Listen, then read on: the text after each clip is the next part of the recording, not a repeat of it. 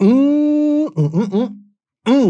good to be seen, and it's even better to see what's going on. Welcome back to another video. I hope you're doing well and staying safe. Today, we're going to be doing something a little bit different, something that I haven't ever done on this channel before. We're going to be talking about something rather controversial, at least seemingly so, on social media. If you live under a rock within this community, let me get you up to speed. It just happens that within this community, some activists have chosen to implement the word Holocaust in order to bring attention and awareness to the animal rights movement. I'm specifically speaking of folks like Paul Bashir, folks like James Aspie, and a lot of other household names within this community. As you can imagine, the word Holocaust carries a heavy human burden and definition. And it appears as though it's been rubbing a lot of people the wrong way. One of them is Dr. Garth Davis, a Jewish man himself, admittedly so on his social media. I believe that he's at odds with James about the usage of this word and rightfully so. Being a Jewish man, I can understand why he's a little bit hesitant to use that word in conversation when trying to defend animals. And so I sort of wanted to intervene and I shouldn't say intervene, but maybe put in my 2 cents regarding the matter. And what I did was I wrote a little something on my webpage, francisalvarez.com. I'll go ahead and link it right here. Feel free to check it out and read it at your own pace and on your own time. But what I wanted to do, and again, this is something that I've never done before, I wanted to do it, is simply read the article to you and maybe add a little B-roll so that you don't get too bored in the process. So without further ado, this is exactly what today's video is going to entail. And I want you to basically know where I stand on the matter. The stance at the end of this video will be inherently clear to you. I am, in fact, an animal rights activist myself, so naturally I would side with James' usage of the word as opposed to Dr. Garth's objection. So having said that, please keep in mind that if you keep all bias aside and you look at things from an objective point of view, which is something that I mentioned in the article, as opposed to subjective, then I guess these words will resonate a little bit more with you as opposed to fall on deaf ears, okay? So without further ado, I'm going to read to you this article, and hopefully you get what I'm saying.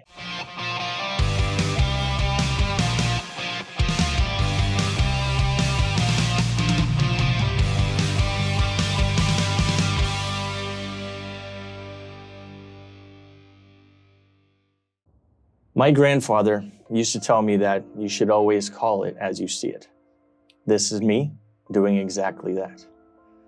As fate would have it, we've reached a point during animal rights activism where some of us feel obligated and even compelled to use the word Holocaust as everyday terminology in order to refer to what's happening to animals on this planet. Allow me to save you the suspense. As an activist myself, I have absolutely no problem whatsoever referencing the enslavement, torture, mutilation, and cruel, unjust deaths of our fellow Earthlings. Having said that, I do want to share with you some talking points that I have yet to see during this seemingly controversial discussion about this sensitive word. Before you begin reading, or listening in this case, it is in your best interest to leave any and all bias aside and focus your efforts into reading from an objective, not subjective point of view regarding my stance. My opinion is nothing more than just an opinion. I don't claim to be right about this subject, but I will say this. The way I approach this subject feels right. It has recently been brought to my attention that 2 of our most beloved figures in the vegan community, James Aspie and Dr. Garth Davis, have been at odds regarding the usage of the word Holocaust. James happens to be one of our community's most influential activists, even going without speaking for an entire year, as a way of creating awareness regarding worldwide animal cruelty. On the other hand, Dr. Davis is also widely respected within the plant-based community as a physician who preaches plants, not pills. An Instagram post shared by Aspie was refuted by Dr. Davis as it pertains to the mere utterance of the word. James Aspie is justifying the use of the word, citing a need to quote-unquote flip the switch, while Dr. Davis believes it is in the best interest of all involved to use a different term to refer to the same ordeal. Personally, I see value in both stances, and throughout the course of this article, or in this case again, video, my opinion will be known and quite transparent. I'd like to take this opportunity to bring forth a few disclaimers when it comes to putting in my 2 cents. First, I am not subscribed to any religion, nor do I partake in any religious activity. Second, I have no ties to the Jewish community faith. My immediate family is not Jewish, nor do I have a Jewish background. And third, and perhaps most importantly, I am in fact an animal rights activist and have channeled my desire to help the animals through Anonymous for the Voiceless, which has chapters in more than 70 countries all over the world. At the end of the day, I will leave no stone unturned during my fight for all unjust activity, be it human or non-human related. First point I'd like to bring to the table is the fact that Jewish people and non-Jewish people alike have taken offense at Aspie's recent activism due to the Holocaust-centric references he's been using on his social media platforms. I tend to tackle my vegan activism from a psychological standpoint, and that's exactly how I view the nature of this offense, purely psychological. Please allow me to explain. Whenever I hear the word Holocaust, my mind immediately shifts to the event that triggered my education behind the word: the Nazi attempt to annihilate any and all Jewish influence from the face of the planet. This is arguably one of the most abhorrent tragedies in the history of mankind, and one I wish never took place. Still to this day, it boggles my mind how some had such disdain for other members of the same species. After having gone vegan, I've begun to question much more than that which I place on my plate on an everyday basis. Most of my introspection tends to revert to anything and everything I've been taught to believe is true. Now, the question I ask myself is, why do I correlate the word Holocaust to that of the Jewish people? The reason for this is because I've been taught to assimilate one with the other. Not only is this the norm in most schools around the world, but it continues to be well documented from textbooks and Schindler's List movies to documentaries and survival stories. It has been ingrained in our minds to think of the Jewish faith year after year, much like it has been the case with the food we've been fed since we were children. The constant association will lead us to believe that one goes with the other. The Merriam-Webster's dictionary defines the word Holocaust as, number 1, a thorough destruction involving extensive loss of life. Number 2, a mass slaughter of people, especially genocide. And 3, usually the mass slaughter of European civilians and especially Jews by the Nazis during World War II. I'd like to bring forth your attention to the first and last version of the definition we've collectively come to accept. Let me ask you this.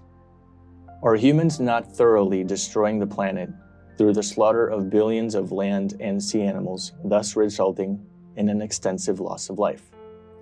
The answer to that question is a resounding yes, and there is a plethora of evidence to substantiate that claim through empirical, factual data. I'm not going to bother you with the numbers as they've been well documented as well over the years.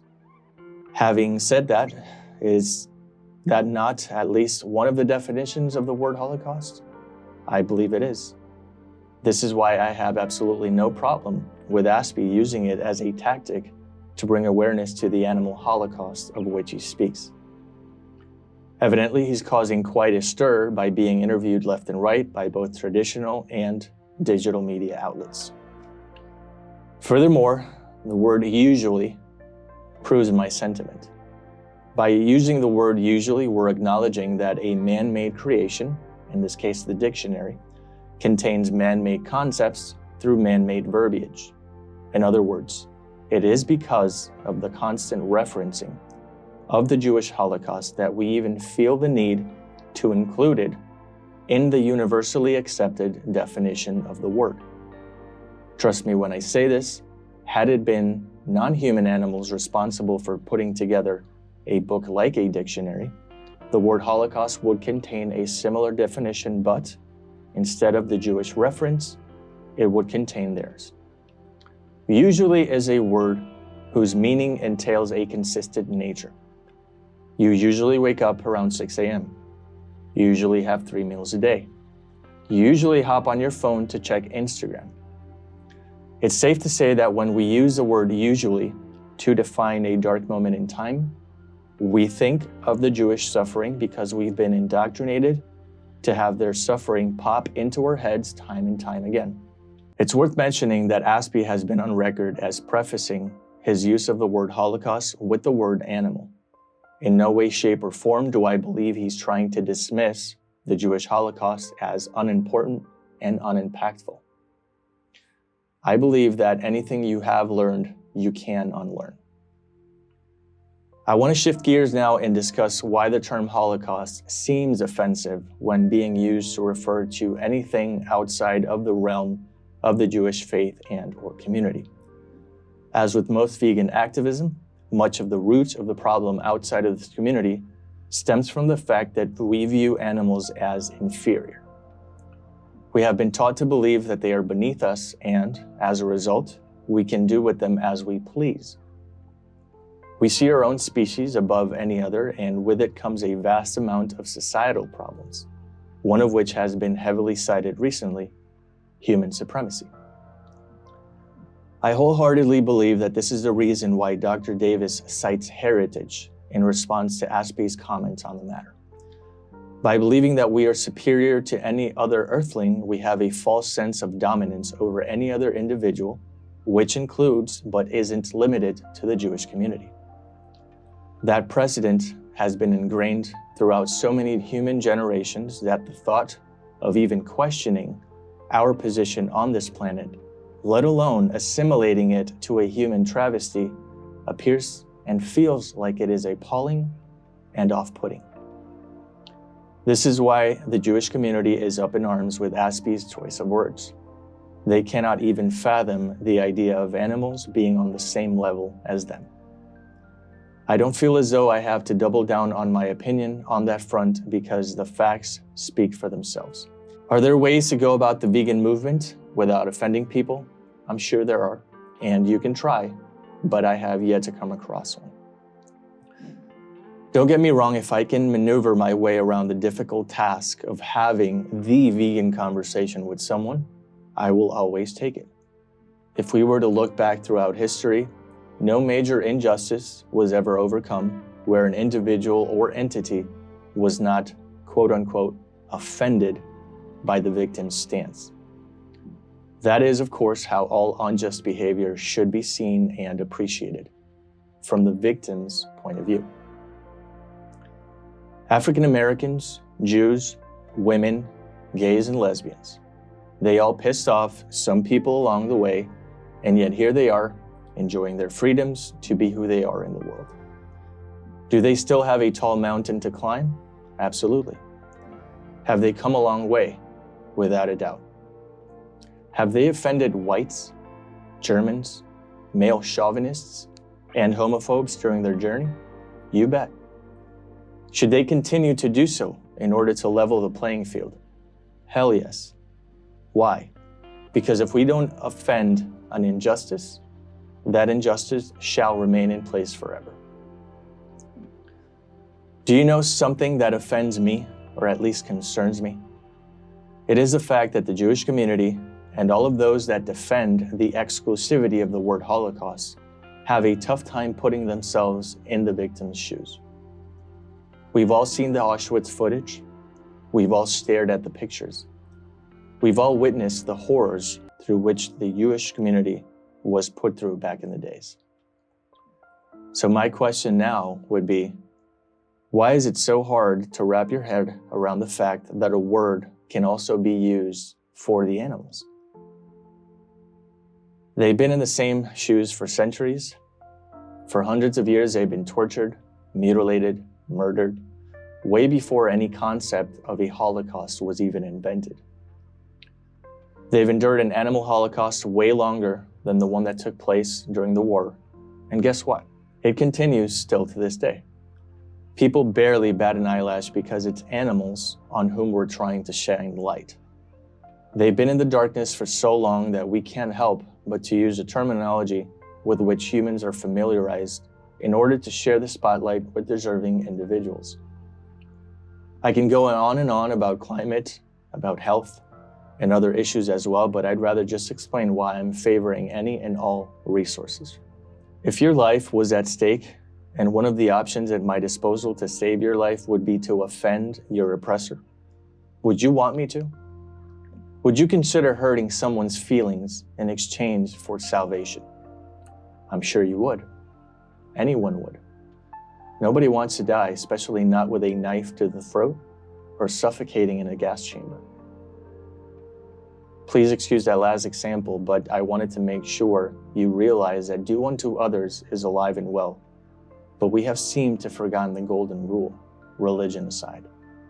I could continue bringing to the table many talking points when it comes to where I'm currently standing on the matter. But for me, it all boils down to one thing.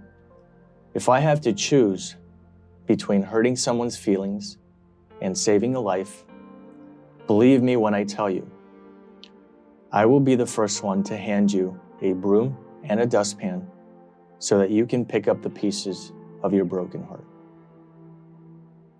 At least you're going to be alive to get over it.